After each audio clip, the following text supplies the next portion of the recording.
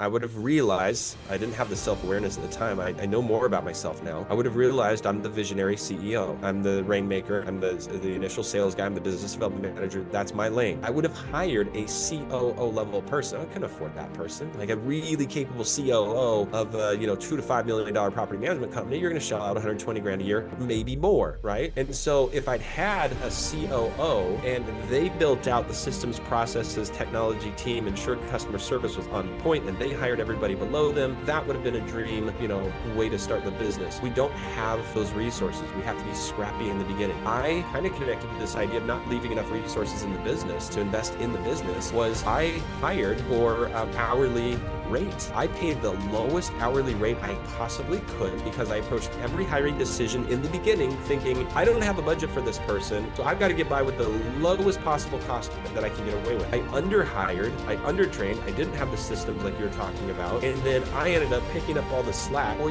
years, and I wasn't really progressing.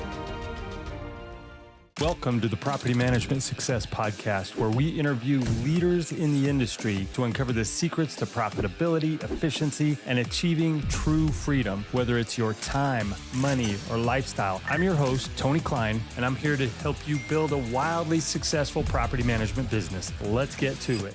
Hey, Mark, how are you? Tony, what is going on? It's been a good week for me so far. How about you? I feel terrible right now, if I'm being honest, but powering through it. I got a little bit of a cough going. I think you're laughing at me because I'm coughing. I just coughed right before you hit record. So try to get that out of the way. Yeah, all right. So maybe we'll do the cough counter on this episode. We'll just kind of keep track, but nobody wants to hear me cough. Anyway, we started having a pretty good conversation before we hit record. That's right. Let's just continue on with that. So we were talking about being really intentional. We see a lot of people that in this business that go to work every day. The entrepreneurs go to work every day, and they don't really have this defined purpose of why they're doing it. They may have had one when they first got started, but you know how it goes when you get involved with the day-to-day, you start building out the business, and that fun, exciting, just momentum and energy just kind of fades away and gets bled out from having poor interactions with landlords, tenants, vendors, all of the things. I'm going to cut you off. Let's be clear. We all got into this because property management is so fun and exciting. Yeah, you caught me. I was going to lead up to that, but cut to the chase. So so a lot of us got into it, but then you're into it 6 months, a year, 2 years, whatever, and it just sort of becomes this day-to-day. I remember at one point during my career, Sunday around 4 or 5 o'clock would roll around, and it would be like I was back in high school, dreading, going back to school again on Monday, because I knew what I was in for when I got to the office on Monday. And how many units were you at? How big were you when that happened? Probably around 330, something like that. Oh, yeah. Some pains at that growth stage there for sure. Yeah, maybe slightly under, maybe closer to 300, but it was right when, you are the solo entrepreneur doing everything yourself. You bring in an assistant. You don't really train them because you don't have time to train them. You just needed somebody to help take the workload off. So you bring in that one person, and then they stick around, hopefully, and they figure out how to do some things, but you don't really have any true systems. They just figure out how to manage the fires. Yep. And that falls off your plate, but you can't really grow beyond that without having some intention behind it. Right. And so I know you talked about kind of going back, because I was trying to lead us forward and saying, what are we trying to build from where we are? But you actually started talking about being intentional from the beginning. And so wanted to give you a minute to kind of explain what you were talking about there. Yeah. Just kind of zoom back. Stephen Covey's one of my favorite authors, 7 Habits of Highly Effective People. One of my favorite all-time books. I didn't anticipate bringing this on camera, but here it is right here beside me. And one of his 7 habits is begin with the end in mind. This is what effective people do. And if we're random and haphazard about the path we're taking, we don't see a clear picture of the end result, then we're going to be random and haphazard with the choices we make along that path. And I think for me, it was extremely important when I got into property management. I did it intentionally because I wanted to turn the corner. Robert Kiyosaki, Rich Dad Poor Dad, talks about the four quadrants. He talks about employee, self-employed, from self-employed to business owner, and then at the very end, it's investor. And so I thought, well, that's a rare thing for people. I mean, people go out and they start businesses, and that's cool. But what if I could turn that corner from self-employed to real business owner, where sincerely the business became an asset and it was operating itself. One of my favorite newsletters is put out by Peter Lohman. If you're not subscribed, go subscribe to it. Guy's really smart. And he talks about building a self-running property management company. What a cool concept is that? Most entrepreneurs, whether they are explicit about it or not, I believe, are going into business to become more financially free and more time free. And I would add there's an emotional component to that as well. And that's something worth working for, especially if your profits reflect the good that you're creating in the world, and you're not just extracting money from people because you're creative in how you do that. That's a different topic. So I had two objectives: do as much good as I could in life, but also turn that corner from self-employed to business owner. That's where it Yeah, started for me. and I think, I was analyzing all of the different types of businesses that are out there, and I think from a standpoint of how do you accidentally get into a business, property management is one of those businesses that I think has a greater number of entrepreneurs that accidentally got into the business. You don't say I'm going to open up a tire shop or a grocery store and accidentally kind of stumble into that. But a lot of people that start property management businesses, they're already licensed agents and they're doing a few sales, and they come up across an investor that wants to buy the property, but they don't really want to manage it. And so we say, well, we'll manage it. How hard could it be? And I know that might not be everybody's story. There's kind of probably three different personality profiles that get into it. One is the licensed agent. The other one is the investor that's doing it themselves and buying their own properties, and they can't find anybody that will manage well. So they say, I'll just start my own management company. And then there's the engineer type that is really more of analytical, studying data, and really gets into it from that standpoint.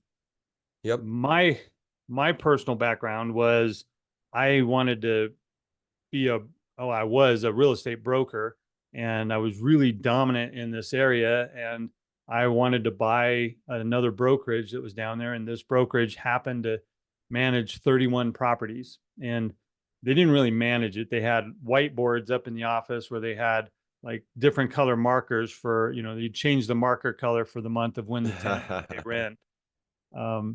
But that was a path that I think is pretty common, that a lot of licensed agents just kind of, they see an opportunity, but they don't really put together a business plan to jump in, and it just sort of sucks them in. Well, I think they fall prey to the entrepreneur disease, if I can call it that, which is underestimating the resource cost and overestimating the prospects for success. And they look at like, well, why wouldn't I take an extra $150 a month for free? Because most of the time this property is going to be stable. I'm not going to have to do anything. 30 properties later, they've hijacked their time, but more importantly, their emotional energy, doing stuff that they weren't born to do. Data entry, accounting, yuck, day-to-day recurring tasks, but you want to drive a salesperson crazy, sit them down in front of a monitor with 50 recurring tasks that somebody could be paid $12 an hour to do, right? Yeah. And Yeah. so they find them, then one day they wake up, and that's why I'm saying, like, it's important to be intentional, because one day you wake up and you're like, what am I doing with my life? What's the opportunity cost of a high performing broker like you were that had this area locked down, but now 50% of your time, and more importantly, probably 70% of your energy is completely hijacked by something that's giving you 10 or 20% of your income, or it's not even profitable, because Yeah. because I think you were being generous when you said 30 properties later, because in my experience, when I'm coming across people, it's really 10 properties. Because if you're going to manage 10, you might as well manage 100, because you've got to have all the same systems for 10 that you need for 100. You need to have all the vendors for 10 that you need for 100. You need to have your accounting software, your showing software, all of these things. And so what happens is when you get to even 10 properties, it just starts to become this overbearing.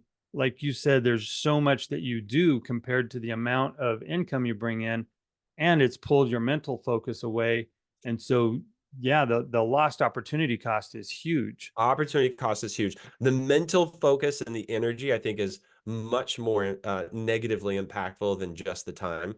Some of us, I won't loop myself in well, I will. Some of us will work until midnight every night if we need to. There were days in the start of my property management company, twice a week, I was working until at least 2 a.m. and really kind of burning myself out. Now I was in a destructive path, and if I hadn't changed something significant, I would have washed out. And so tragically, you're either stuck with 20, 30, 50 properties, hijacking your time, but bringing in enough income that you're not willing to let go of it, right? And or burning yourself out and then selling something that really doesn't have much value. I want to go back to the whiteboards thing. Tony, so you couldn't manage 300 properties on whiteboards? Like, can't you just put up enough whiteboards in the room?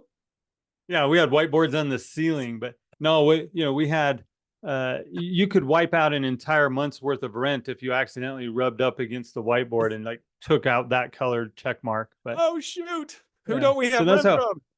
that's how it was when we bought it, and that was only at 31. They had 31 properties, and I won't get into the details of how messed up their systems were when I bought it, but they would actually have the tenant write the rent check out in the name of the landlord, mail it to us. We No. would create a paper handwritten statement for our management fee, Yeah. send that to the landlord, and then cross our fingers and hope and pray that they would send us back our management fee. And Hey, of that's course, the personal touch of a paper handwritten statement, Tony. That's awesome. Like, you can't. How can you possibly beat that?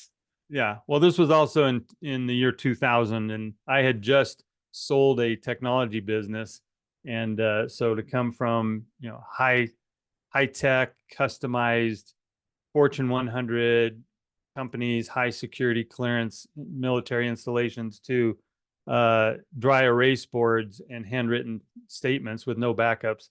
That was pretty shocking. You So, have the patience of a saint. You just methodically worked through that. You're unflappable. It's awesome. well, we changed it pretty quickly, but Yeah, I'm sure. uh, yeah. So one of the other things I think that we kind of glossed over when you talk about having to do all of those things, having all the vendors, whether you're at 10 properties, 50 or 100, if you're doing it all yourself, you've got to be good at a lot of different things. You've got to be good at marketing, sales, accounting, your bookkeeping, your details, managing vendor relations, all of these different things that you have to be good at in order to have a successful business. And I think that is part of what wears us down mentally is we spend a lot of time doing things that we either are no good at, we're good at, but we don't like, and and tears us and grates against mental our mental state and our mental energy. And we don't get to spend as much time then doing the things that we love that actually give us energy and fuel us. 100%. I had a conversation last week, almost exactly a week ago, with a small operator out of Chicago. And I don't know if it's appropriate for me to share my screen or not. This is a cool image on this guy's homepage. And it's his face. He's wearing a baseball cap or a Nike swoosh hat. And you can see behind him is the ocean. So his face is placed on a cartoon body of a dude in a suit that has 6 arms. And one of the arms he's holding cash, and one of the arms he's holding a wrench, and then a contract and a report and an hourglass, and he's growing. He has 50 units under management in 3 months. He's connected. He knows how to work his LinkedIn profile. He's got some content out there. In my conversation with him, he said something very similar to what you said, which is, well, we just have our tenants pay the owners every month. And what's a broker trust account? And my wife's licensed, but I'm not. It's kind of a gray area, right? So what I two comments here. What I loved, and this is kind of a tangential comment, but I think it hopefully resonates with the audience. What I loved is that for his branding, he's leaning into who he is. I love that he's not pretending to be something he's not. And I love that it's his face on the website and that he's like, hey, hire me because I'm your guy. Because how could a larger company compete with that? And you're going to find a niche that loves that. Okay. So I love that. But when you peel back the curtain, what do you have? You have something. Every business is built now, generally speaking, to handle the size that it's at and no more, because it was generally speaking. So he's going to cap out. He's already capped out at 50. That's why he called me. He wanted me to run his back end operations with one of my companies. And that's where it lands. So like, how do we make sure, first of all, how do we start with being really intentional, beginning with the end in mind? And then how do we make sure as we progress that we have a path, we have the tools, the resources, the mindset, to be able to rebuild and restructure the company so that at each successive plateau, it can handle moving to the next plateau. I don't know if that was part of our conversation, but that's a thought that comes to mind. Yeah. So one of the things that makes me think of is you had talked about early on, if you would have kept going on the trajectory where you were working till 2 a.m, that you would have burned out. And I actually got to that point in 2006. My body, I was working like crazy. I was a high performer. It was really an ego thing. My pride wouldn't let me not be the number one agent in my marketplace, and it wouldn't let me not be the dominant property management company in the marketplace. And wasn't driven by anything other than ego, because I was making enough money. My team that I had at the time, they were happy with where we were. It wasn't like we were struggling to pay bills or anything. And I kept pushing and kept pushing. And in 2006, my body just crashed. And there's a lot of details I won't get into, but I lost about 30 pounds in about 6 weeks. And it just got to be too much. And one of the things that happened was it took us about 2 years for me to get through that process to really get where I was kind of back on track. And then, of course, in 2008, the economy, flipped upside down and all of that. But what that allowed me to do was get really intentional. I call this my bonus life. Anything post 2006, this is my bonus life, because they couldn't figure out what was wrong with me for a while. And so I said, this is my second chance to do things the way I want to do them, to be more intentional. And here's where I get to bring up trail running. So we made it in this episode too. Let's do it. But, over the last few years or several years, I've designed my business that's given me the flexibility and the freedom to spend the time doing what I enjoy, the things that fuel me outside of work, so that when I come back and put my time and effort into my business, I am fully charged and I'm ready to go and work on the things that are truly important. And then I figure out how to not work on the things that aren't important. And I think as we talk about becoming more and more intentional with the companies that we're building, I think it's really important to not just be intentional with what you're building at work, but be intentional about what you're building with life. Because we're just here. This is getting sort of touchy feely, but we're here for a spark of a second. That's it.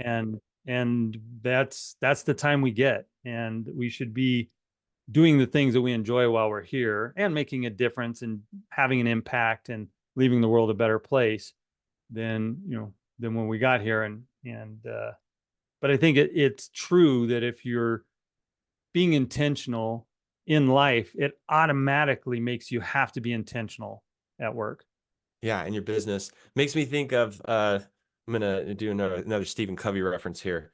Stephen Covey says that four of the most fundamental human needs are to live, to laugh, to love, and to leave a legacy. And I'm super grateful and honored that I chose the path of entrepreneurship because it's a pathway that allows me to do those four things, and it is not easy. But the grind is worth it, the grit's worth it. And just like, when you set out to train for a 100-kilometer trail race and you think, how on earth am I going to do this? And somehow you find the people, the resources, the tools. And in your case, you run in 250-mile trail races, blows my mind. But it's one step at a time. And the fulfillment of being able to have a business that complements a life where we can live, laugh, love, and leave a legacy um, is priceless. It's worth it. But to achieve that requires some deliberate focus and deliberate action. So you and I both talk to a lot of people just with our businesses that we have who are in the property management space, who are trying to build something bigger. But a lot of the people that we talk to, especially when we first start working with them, they're struggling. They're redlining. They're burnt out. They're doing everything that they can just to keep their head above water. They can't figure out where the money's going. They can't figure out where their time is going. All they know is they're bobbing just to keep their head above water. Right. So for those people who are in that position, they know they need to make some changes. Everything Yep. we've talked about up to this point is we've talked about being intentional. So let's start giving them a little bit of a roadmap. How do we actually get them where they can, whether it's 3 months from now, 6 months from now, a week from now, how do we give them some relief? How do we get them to the point where they can start seeing a path forward that's not just survival? Okay. I just wrote down some thoughts. I have some ideas. All right. And everybody's gonna be a little bit different. So here's my primary failures. Here's my primary bottlenecks that, looking back, had I broken through these faster, things would have been easier and I would have progressed more quickly. So number one, number one liability, thinking I was so smart. Let me defend myself for a moment. Like, I do think I'm a smart person. I do think I'm smart and I do think I'm capable, but the confidence behind my smartness and my capability became my Achilles heel Yeah. because and this is connected to another mistake I made, because I made myself an island and I didn't reach out for help. I didn't connect with knowledge centers. Charles Koch talks about, in the second law of thermodynamics, in a closed system, things devolve entropy. That's a natural law. Okay. We put ourselves on an island. We close ourselves off because we're working really hard and we're really smart. Then it's the beginning of the end. So thinking I was so smart and putting myself on an island detached from other smart people, other great ideas, thinking that I was weak if I reached out for help, thinking that I should. I was shoulding all over myself. I should be able to figure this out myself. What's wrong with me? And it was really hard on my mental health because not only was I overworked, but I was feeling depressed about the fact that for the first time in my life, here's something that other people are succeeding at, and I'm not. And I thought I was smarter than this. So that was a huge mindset blocker for me. I think that I talk a lot in sports analogies when I'm doing my coaching. And one of the things that we talk about is you can be the best quarterback in the entire state, entire nation. But if you're trying to play every position on the team, nobody's going to see your skills and expertise as the quarterback, because if you can't let go of letting somebody else be the guards and be the receiver or be the running back and have other people take responsibilities on your team, you're never going to be good at any of it, because it's too much to think I'm the best receiver and I'm the best quarterback and I'm the best running back. Even if you could be the best of all of those things, you can't be the best at every position all at once. And so it's finding the things that you're good at and bringing in people into your team and saying, here's the space and here's the grace to grow to be a good enough person on my team. And when I say good enough, I don't mean just barely good enough, but I mean, when we're building a championship team, we need to have people who are good enough at that position, even if they're not as good as I think I could be, which I'm probably overestimating how good I could be at every other position anyways. So it's giving people that space to take on those roles and responsibilities, even if they're not going to do it as good as you at the beginning. Yep, that resonates.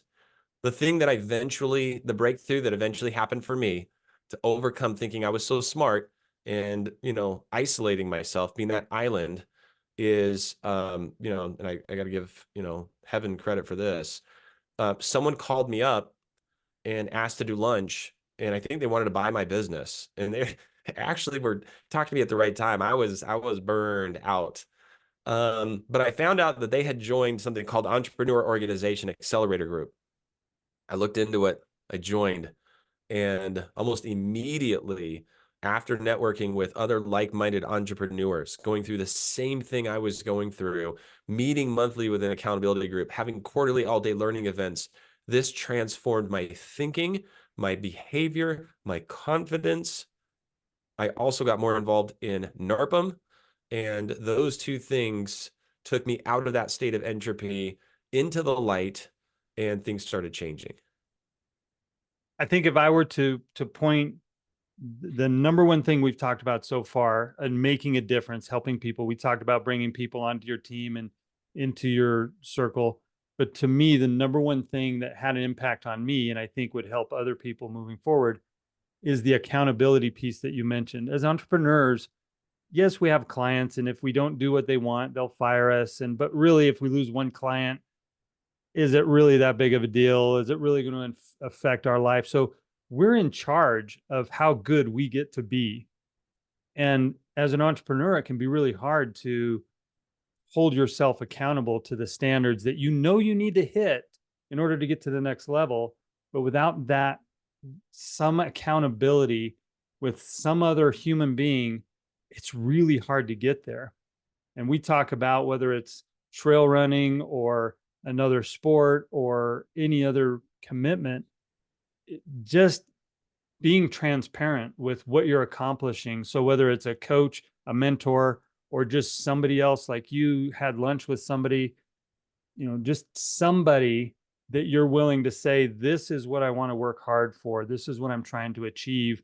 I need help in making sure I get there. Will you hold me accountable?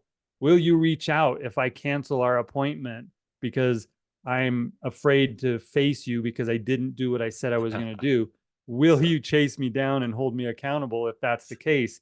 And I'm willing to do the same for you. That has such a huge positive impact on business. Absolutely, absolutely transformative. One of the things that happened after I joined EO Accelerator is within about a year, I was introduced to a business coach who sponsored EO Accelerator.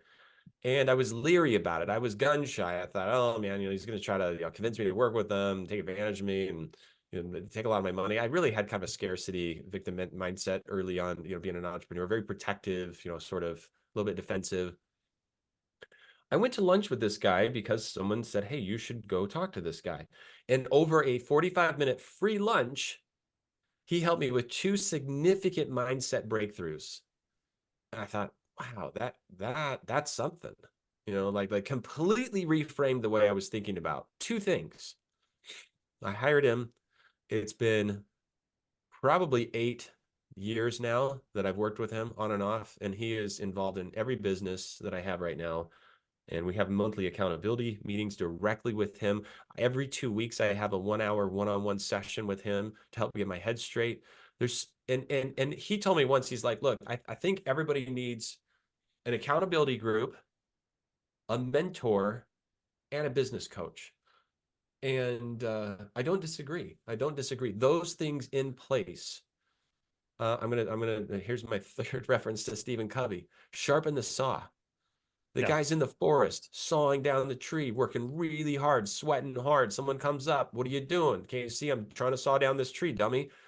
Well, why don't you sharpen the saw? The response is, I'm too busy sawing. Okay. So, so, and Stephen Covey talks about the PPC balance, production and production capability. As a small entrepreneur, you are by far your most valuable resource and asset. How much time are you investing into yourself to keep yourself sharp, to keep your mindset straight, mindset expanding, great contacts, resources? You know, what percentage of time and resources should go into increasing PC versus just production, production, production? And if that balance can be achieved, and sorry, I'm kind of on a rant here. I'm going to add one more idea, and then I'll break. This idea is also related to a very important other roadblock for me when I was small in property management. I was taking too much out of the business. I actually thought, well, look at me, I've got a 60% profit margin. I didn't have a 60% profit margin. I was working three people's jobs. And so when as small entrepreneurs, if you're like me, once you get a little success, you move the goalpost on your lifestyle and you don't leave enough money in the business.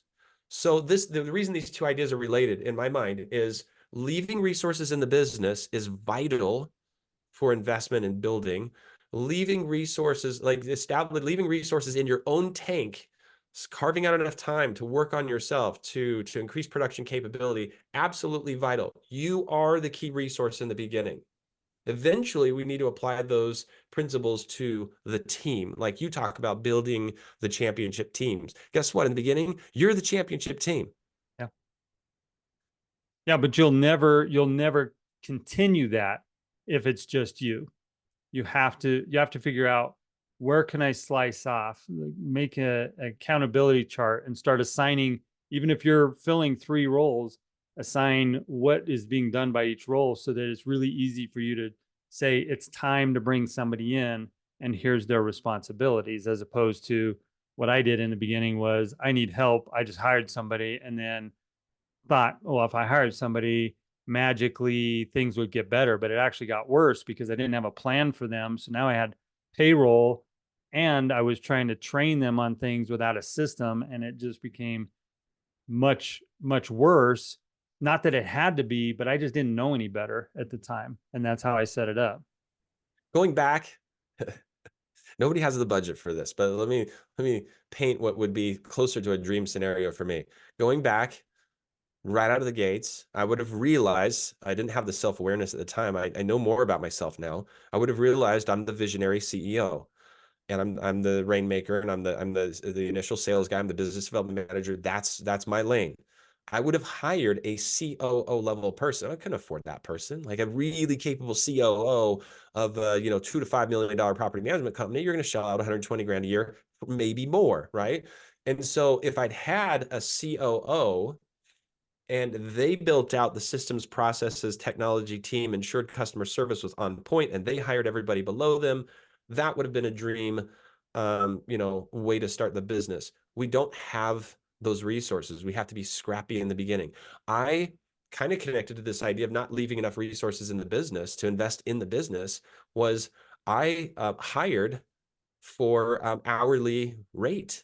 I paid the lowest hourly rate I possibly could because I approached every hiring decision in the beginning thinking, I don't have a budget for this person, so I've got to get by with the lowest possible cost, that I can get away with. I underhired, I undertrained, I didn't have the systems like you're talking about, and then I ended up picking up all the slack for years, and I wasn't really progressing.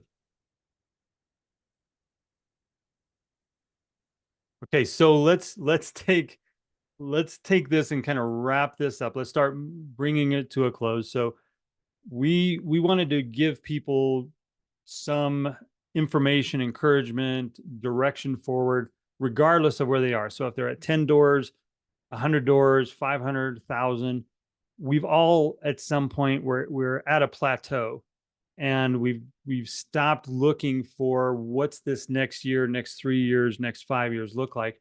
How can we help the listener? How can we help them figure out how to get from where they are now, where they're stuck, to the next thing? Doesn't mean, just like in a 200-mile race, I don't know every step of the way between here and the destination, but I've figured out, I've locked in on the destination, and then I start pulling in the pieces, the people, the resources to get there. How can we help people get from where they are now? Doesn't mean we have to get them to the finish line, but how do we get them moving in that direction with just some resource? So I'm putting you on the spot, but Yeah. Well, first and foremost, I think it's what you said. Regardless of where you're at in your company, if you can't afford to pay a coach, you can't afford to join an association, call up a friend that's the smartest person you know, that's willing to meet with you weekly for 30 minutes, and start a cadence, a routine of accountability. Vern Harnish wrote the book Scaling Up, and he's part of the Gazelle organization. He's affiliated with Entrepreneur Organization, says that the best companies have the best routines. It's not an accident. Success is not an accident. So what are the routines to put in place? And I think you nailed it. First and foremost, get an accountability cadence going. Number one. You want me to go with number two? Oh, okay. I'll take number two. Okay. I think I don't know the exact proverb or the exact phrase, but there's an old saying that, like, a tree doesn't grow overnight, but you can grow a tree into the shape you want it to, because it grows a little bit every day. And basically, to me, that boils down to, people don't become successes overnight. They don't become successes with one big event. They become successes by doing the simple, basic, boring things every single day and getting a little bit better at the boring. One of the things I think as entrepreneurs, especially as visionaries, that can derail us, there are 1,000 good ideas that I'm going to come across this week, 1,000 different things that can pull me into different directions, and something new for me is exciting.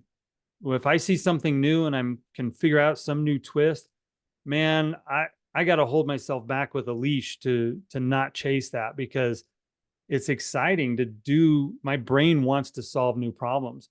But what I've really tried to figure out is how to say no as much as possible. Because every time you say yes to something, you're saying no to everything else. Yeah. I love it. Recognize that Yep. guy? Yep. He's Yep. as proud of the 1,000 things he said no to as the few things he said yes to. That's focus. Yep. So getting focused and getting comfortable with the boring basics, because that's where you improve, by just doing the boring basics and continuing to improve the little things, not rolling out some brand new program that this brand new program is going to save me because this over here is on fire. So let me start doing this new thing over here. No, put out the fire and get good at that. And then when you got things rolling, then you can add something on top of it.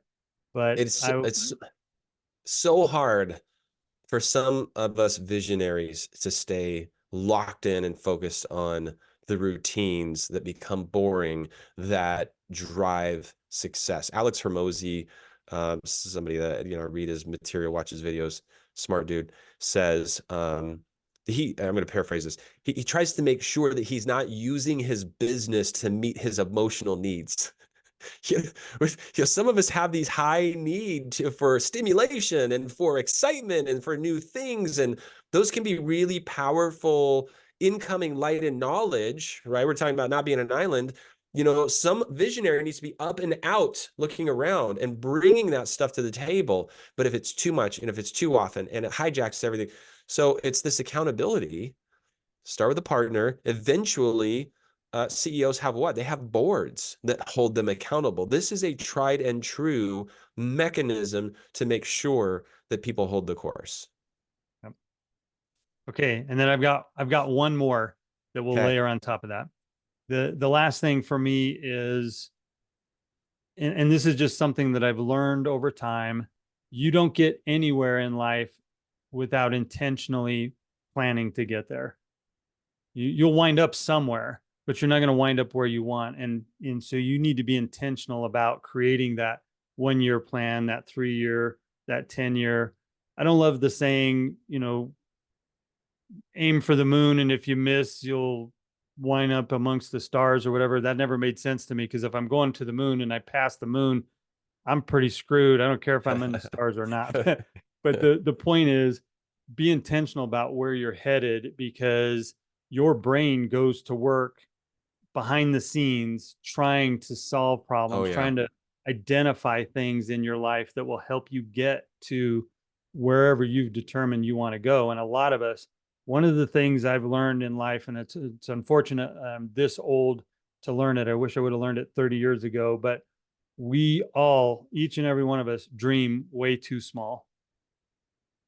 We're all capable of so much more if we would just put the time and effort and energy and focus into first coming up with what we really want out of life, and then two, putting the time and effort when it gets boring to do the boring basic things to get us there. There was a long period of time. I was really big on dreams when I was a kid and in my early 20s, and I'd write them out all the time, and I'd write these goals, and I wouldn't always hit them. In fact, I rarely did. I was dreaming so big. And I hit a point somewhere in my 30s where I'm like, screw that, man. I'm not writing the stuff down just to look back at it and realize how badly I've failed. I'm just going to just plod along. And I got away from the vision and the goals, and because I was done failing myself. This is a personal share. I'm sure not everybody goes through this. Recently, I had the great privilege of interviewing Cameron Herold. He wrote a book called Vivid Vision. Really resonated with me. I highly recommend reading it. And it talks about, instead of having a 2 to 3 sentence pithy vision statement for your business, spend the time and write out 4 or 5 pages describing the picture in detail. And for me, and he says, if it doesn't scare you, it's not big enough. Yeah. And so I've sort of recently reignited that willingness to dream more boldly. And it's terrifying. It really is. I don't want to let myself down. Well, one way to never let yourself down is to never put yourself out there. But that means you're not going to accomplish much either. So that's right. So let's dream boldly and let's go for it. Yeah. All right, Mark. It's always a pleasure getting together with you. Enjoy spending time chatting with you. And we've got a couple other topics that we want to hit that we just kind of ran out of time for. So we'll bring those up next time. And it was good catching up with you. Hopefully you start feeling a little better. That's a picture. That's the picture of the guy. Yep. Nice. Likewise, Tony. Looking forward to our next session. Appreciate it. All right. Talk to you. Take care. Bye. Thanks for tuning in to the Property Management Success Podcast. We'll be back with another value-packed episode to help you level up your property management game. If you've got something valuable out of today's episode, please share it with a friend or colleague, and don't forget to subscribe and leave a review so you never miss out on future insights and strategies and tactics. Until next time, here's to your success.